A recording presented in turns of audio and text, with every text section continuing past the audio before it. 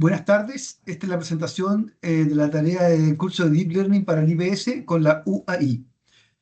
Los integrantes del grupo son Hernán Díaz, Fernando Arias y Francisco Silva.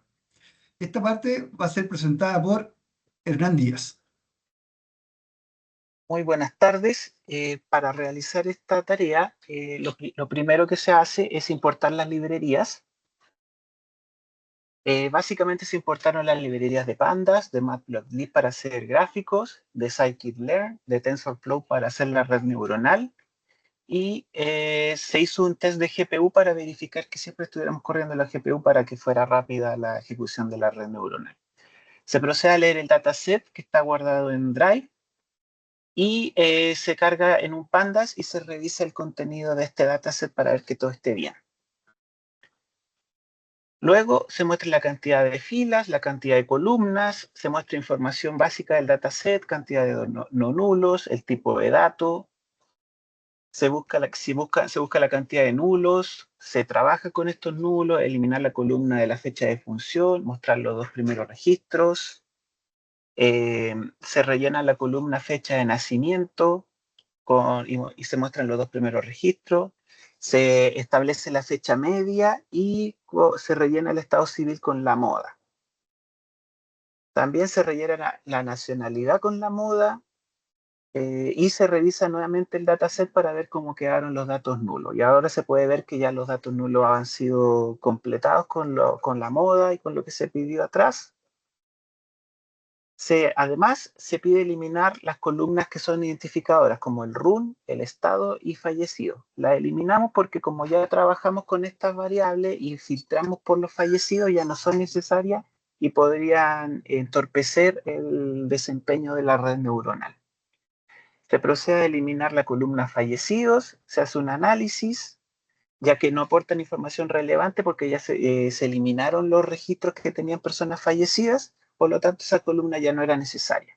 Y ahí están las columnas que quedaron.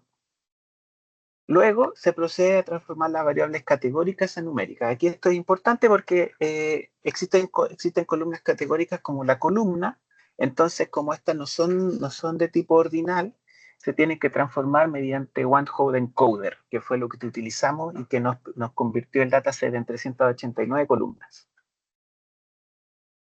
Luego se convierte la fecha de nacimiento a la fecha mínima, se guarda el data frame como se solicitó, y el dataset, al revisar que se encuentra balanceado, esto es bastante variable la opinión de lo que es balanceado y no balanceado. Aquí podemos concluir que hay un leve desbalance y que eso se va a regularizar mediante una estratificación cuando se haga la separación en datos de test y train.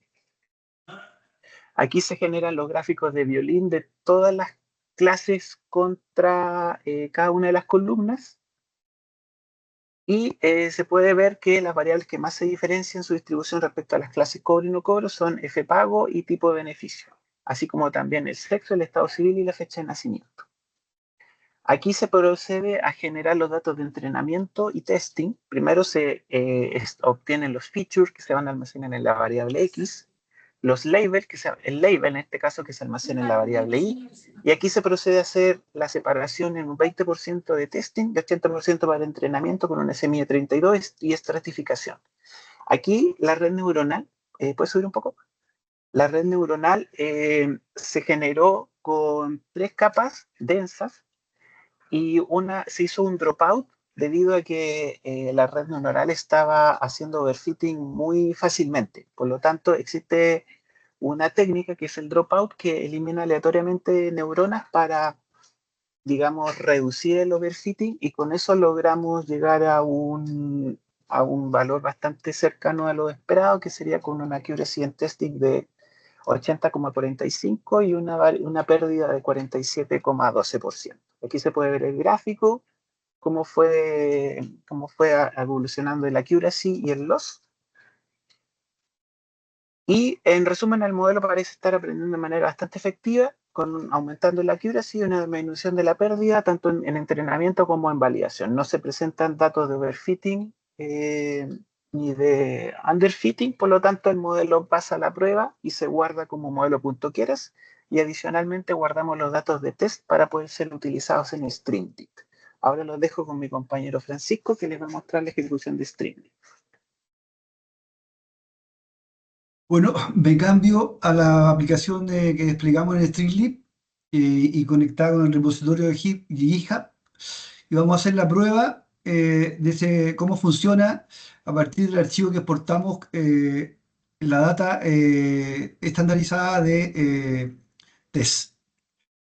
Voy a ir a buscar el archivo que exportamos que se llama xtest, se va a cargar y se va a ejecutar la prueba.